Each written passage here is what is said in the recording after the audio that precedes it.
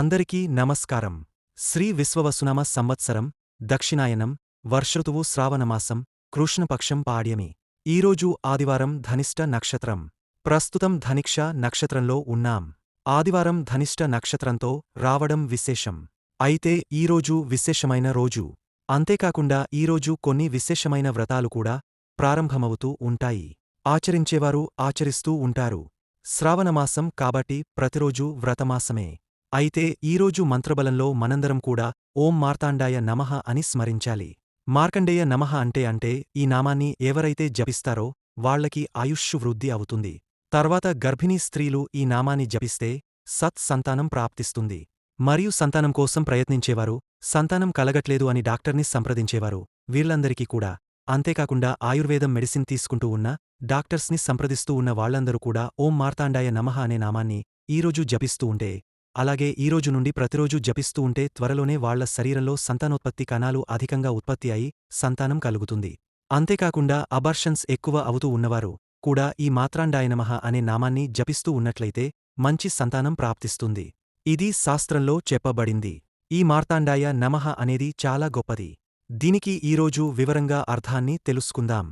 మార్తాండ అంటే దీని వెనుక ఒక పెద్ద ఇతిహాసముంది. పూర్వంలో ఆ వివరాలని మనం తెలుసుకుందాం.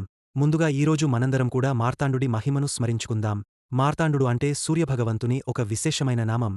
ఇది సూర్యుడు మొదటగా పొందిన ఆది నామాలలో ఒకటి. అయితే మార్తాండ అని ఎందుకు పిలిచారు అనేది తెలుసుకోవాలంటే సృష్టి ఆరంభ కాలానికి వెళ్లాలి. కాశ్యప మహర్షి దక్ష ప్రజాపతి కుమార్తె సంజ్ఞాదేవి వివాహం చేసుకున్నారు. సంజ్ఞాదేవికి సూర్యభగవంతుడు భర్తగా లభించారు.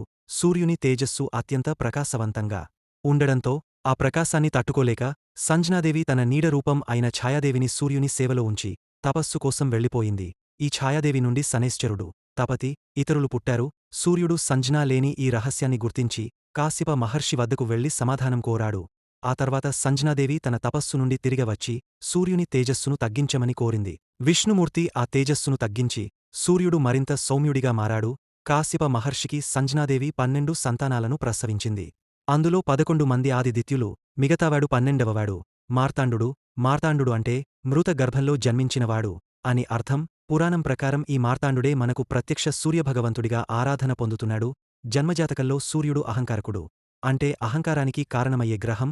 సూర్యుడు లగ్నం నుండి 1, 2, 4, 5, 7 వంటి అశుభ స్థానాలలో ఉంటే జీవితంలో కొన్నిసార్లు ప్రతికూల పరిణామాలు, ప్రమాదాలు రావచ్చు. కాని సూర్యుడు 3వ, 6వ, 10వ, 11వ స్థానాలలో ఉంటే అసాధారణ శుభఫలితాలు లభిస్తాయి. 6వ ఇంట్లో సూర్యుడు ఉంటే మహామంత్రులుగా, రాజ్యాధికారులుగా ఎదుగుతారు. అటువంటి యోగాలు జ్యోతిష్య శాస్త్రంలో ప్రస్తావించబడ్డాయి. అందువల్ల ఈరోజు సూర్యభగవంతుని మార్తాండ నామాన్ని జపిస్తూ ఆరాధిద్దాం. ఓం మార్తాండాయ నమః, ఓం మార్తాండాయ నమః, ఓం మార్తాండాయ నమః. మరియు సూర్యారాధనలో ప్రాముఖ్యం కలిగిన ఆదిత్య హృదయం శ్లోకం జపకుసుమ సంకాసం కాశ్యపేయం మహాద్యుతిం తమోరిం సర్వపాపష్ణం ప్రణతోస్మి దివాకరం. ఇది అంటే జపా పువ్వులాగా ఎర్రగా ప్రకాశిస్తూ కాశ్యప మహర్షి కుమారుడైన మహాతేజస్సుగల, అంధకారాన్ని శత్రువుగా చూసే, సర్వపాపాలను నాశనం చేసే ఈ భూమికి అధిపతి అయిన దివాకరుడికి నమస్కరిస్తున్నాను అని అర్థం. కాబట్టి ఈరోజు ప్రతి ఉదయం సూర్యోదయం సమయంలో ఓం మార్తాండాయ నమః అని 108 సార్లు జపించండి. మీ ఆత్మలో శక్తి, మనస్సులో ఆత్మవిశ్వాసం, జీవితంలో విజయం తప్పకుండా లభిస్తాయి. అయితే కశ్యపుడు అంటే ఎవరు? కాశ్యపులు ఎవరు అంటే బ్రహ్మ మానసపుత్రులు. అదే విధంగా దక్ష ప్రజాపతి గురించి కూడా తెలుసుకోవాలి. సృష్టి మొదలైన కాలంలో మహావిష్ణువు నాభి నుండి ఒక పద్మము ఉత్పత్తి అవుతుంది. ఆ పద్మం నుండి బ్రహ్మదేవుడు జన్మిస్తాడు. బ్రహ్మకు మొదట 5 తలలు ఉండేవి. శివుడికి కూడా 5 తలలు ఉన్నా బ్రహ్మకి మాత్రం చివరికి చతుర్ముఖ బ్రహ్మ అనే పేరు వచ్చింది. ఎందుకంటే ఒక తల కొన్ని కారణాల వలన తీసేయాల్సి వచ్చింది. ఆ తలను తీసేసిన తర్వాత ఆ కపాలమే బ్రహ్మకపాలంగా మారి శివుడి చేతిలో ఎప్పుడూ ఉండేలా అయింది. ఇది చాలా విశేషమైన కథ. ఒకదానికొకటి కలిసిపోయేలా దీర్ఘంగా సాగుతుంది. అందువల్ల జాగ్రత్తగా వినాలి. బ్రహ్మ మానసపుత్రుల్లో అందరికన్నా పెద్దవాడు, అత్యంత శక్తి కలిగినవాడు కశ్యప మహర్షి. ఈ కశ్యప మహర్షి దక్ష ప్రజాపతితో సన్నిహిత సంబంధం కలిగి ఉన్నాడు. దక్ష ప్రజాపతికి మొత్తం 13 మంది కుమార్తెలు ఉండేవారు. వీరిలో 7గురిని కశ్యప మహర్షికి వివాహం చేశారు. కారణం లోకాభివృద్ధి, సృష్టి విస్తరణ కోసం. ఈ భార్యలలో ప్రధానమైనవారు దితి మరియు అదితి. దితి నుండి దైత్యులు అంటే రాక్షసులు జన్మించారు. అదితి నుండి దేవతలు జన్మించారు. ఒకసారి అదితి గర్భవతిగా ఉన్నప్పుడు గర్భంలో శిశువు పెరుగుతున్న క్రమంలో ఆమెకు ఒక తెలియని పవిత్రమైన అనుభూతి కలుగుతుంది. కశ్యప మహర్షి దీన్ని గమనించి, నీ గర్భంలో పెరుగుతున్న శిశువు అపార సంపద, అద్భుతమైన తేజస్సుతో పుడతాడు అని ఆశీర్వదిస్తాడు. రోజురోజుకీ అదితి ముఖంలో ఆ తేజస్సు మరింత ప్రకాశిస్తుంది. ఒక రోజు ఆశ్రమంలో ఒంటరిగా ఉండగా కశ్యప మహర్షి ఉదయాన్నే నదీతీరానికి వెళ్లి స్నానం, సంధ్యావందనం, పూజ, ధ్యానం చేస్తూ ఉంటాడు. ఆ సమయంలో రమంలో ఎవరూ ఉండరు. అదితి మాత్రం అలసటతో విశ్రాంతి తీసుకుంటూ ఉంటుంది. అప్పుడే ఒక వ్యక్తి బ్రాహ్మణ వేషం వేసుకుని ఆశ్రమానికి వచ్చి భవతి భిక్షాందేహి, ధవతి భిక్షాందేహి అని పిలుస్తాడు. ఆ శబ్దం అదితి చెవికి పడుతుంది. ఆమె నిద్రలోనుంచి మెల్లగా లేచి వంటింటి నుండి బియ్యం తీసుకుని బయటకు రాగానే ఆ బ్రాహ్మణుడు అక్కడి నుండి వెంటనే వెళ్ళిపోతాడు. అలా అతను కోపంతో వెళ్ళిపోతూ ఉండగా, స్వామీ, బియ్యం తీసుకోండి అని ఆమె పిలిచింది. అప్పుడు ఆ బ్రాహ్మణ వేషంలో ఉన్నవాడు, నన్ను ఇంతసేపు పరీక్షిస్తావా అని కోపంగా చూసి, మృతు అండః అని అన్నాడు. మృతు అండః అంటే మృతో అండః అంటే గర్భంలో ఉన్న భ్రూణం మృతివైపు దారితీస్తుంది అని అర్థం. ఆ మాట విన్న వెంటనే అదితి మూర్ఛపడి అక్కడే పడిపోయింది. ఆ సమయానికి కశ్యప మహర్షి తిరిగి వచ్చి, ఏంటి ఇలా పడిపోయింది అని చూసి ఆమెను నీళ్లు చల్లి నిద్రలేపాడు. లేచిన తర్వాత ఆమె జరిగినదంతా వివరంగా పింది. అప్పుడు కశ్యప మహర్షి యోగదృష్టితో కళ్ళు మూసుకుని చూశాడు. ఆ బ్రాహ్మణ వేషంలో వచ్చినవాడు ఎవరో గుర్తించాడు. అతనే బుధుడు. కశ్యప మహర్షి కోపంతో, నీకు గర్భవతి స్త్రీపై శాపం ఇవ్వడం తగదు. ఆమె ఆలస్యంగా వచ్చినా అది ఉద్దేశపూర్వకమేమీ కాదు. ఆ శాపం ఆమెకు తగకూడదు అని చెప్పి ఆ శాపాన్ని దిగ్బంధనం చేసేశాడు. దీంతో బుధుడికి కోపం వచ్చింది. నేను ఇచ్చిన శాపాన్ని నువ్వు కట్ చేస్తావా? ఇలాంటిదే అయితే రేపు ఎవరికైనా శాపమిస్తే వాళ్లు అనుభవించకుండా నువ్వు తీసేస్తావు అని చెప్పి దేవతల దగ్గర న్యాయం కోరడానికి వెళ్లాడు. కశ్యప మహర్షి కూడా అక్కడికి వెళ్లాడు. త్రిమూర్తులు బ్రహ్మ, విష్ణు, మహేశ్వరులు వీళ్ళిద్దరినీ విని బుధుడిదే తప్పు అని తీర్పు చెప్పారు. దీంతో బుధుడు తన శాపాన్ని తానే విమోచించాడు. అయినా అదితికి ఆ భయం అలాగే మిగిలింది. కళ్ళు మూసుకున్న ప్రతిసారి మృతు అండః అన్న మాట మళ్లీ వినిపించేది. ఆ భయంతో ఆమె మళ్లీ పునఃశుద్ధి కోసం పూజలు చేసింది. ఆ సమయంలో అష్టదిగ్గజాలు, దేవతలు, త్రిమూర్తులు అందరూ కశ్యప మహర్షి ఆశ్రమానికి వచ్చారు. గర్భంలో ఉన్న శిశువుకు పరిపూర్ణ ఆయుష్షు ఇచ్చి తమ తమ తేజస్సును ధారపోశారు. అందుకే సూర్యో తేజః అని వేదాల్లో అన్నారు. దేవతల తేజస్సుతో జన్మించిన ఆ శిశువే మార్తాండు. మార్తాండ అంటే మృత్యువును మార్చిన అండం. అంటే మరణ శాపం నుండి రక్షించబడిన గర్భం. దీనివల్లే ఆ పేరు ఆయనకు వచ్చింది. ఆశీర్వాదంగా ఎవరైనా సంతానం కావాలని కోరుకుంటే మార్తాండుడి నామాన్ని జపిస్తే వారికి సంతానం లభిస్తుంది అని దేవతలు వరమిచ్చారు. అందుకే ఈరోజు ఓం మార్తాండాయ నమః అని భక్తితో జపించండి. మీ కోరికలు నెరవేరుతాయి. మీ జీవితంలో సూర్యుని తేజస్సు, ఆయుష్షు, శ్రేయస్సు ప్రాప్తిస్తుంది. ఇక ఈరోజు ధనిష్ట నక్షత్రం చాలా శక్తివంతమైన నక్షత్రం. అందువల్ల అందరూ భగవంతుని పూజ, ఆరాధన చక్కగా చేసుకోండి. శుభం జరుగుతుంది. ఈరోజు భాగ్యమే. ముఖ్యంగా ఈ శ్రావణమాసం అంతా మీరు పరిశుభ్రంగా ఉండాలి. శ్రావణమాసం వ్రతమాసం అని పేరు. ఎందుకంటే ఇది ప్రతిరోజూ భక్తి, ఆచరణతో గడపాల్సిన మాసం. రేపు రాఘవేంద్ర స్వామి ఆరాధన. కాబట్టి రేపు ఉదయం లేచి తలస్నానం చేసుకుని భక్తితో రాఘవేంద్ర స్వామిని స్మరించండి. పూజ్యాయ రాఘవేంద్రాయ సత్య ధర్మ వ్రతాయ చ భజితాంకల్ప వృక్షాయ నమతాం కామధేనవే అని జపిస్తూ పూజ చేయండి. ఇప్పుడు మీకు ఒక పరమ రహస్యం చెబుతున్నాను. ఎవరికైనా గాని ఏదైనా నెగటివ్ ఎనర్జీ ప్రభావం, ఏదైనా కర్మ లేదా దోషం ఉందని అనిపిస్తే మీరు భయపడకండి. అటువంటి సమయాల్లో ఒకసారి మంత్రాలయ క్షేత్రానికి వెళ్ళండి. నదీ తీరంలో స్నానం చేసి పక్కనున్న అమ్మవారిని దర్శించండి. ఆ తర్వాత మంత్రాలయంలో ఉన్న బృందావనాన్ని భక్తితో దర్శించి నమస్కరించండి. ఇలా చేస్తే మీపై ఉన్న ఏ దోషమైనా తొలగిపోతుంది. ఇది యథార్థం, అనుభవం.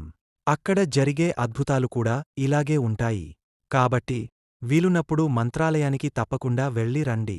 రాఘవేంద్ర స్వామి అనుగ్రహం ఎప్పుడూ మీ మీద ఉంటుంది.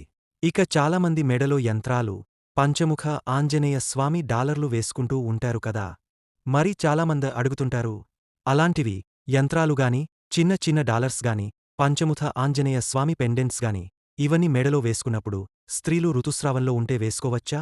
లేదా మేము నాన్వెజ్ తింటే వేసుకోవచ్చా? సూటిగా చెప్పాలి అంటే అవును.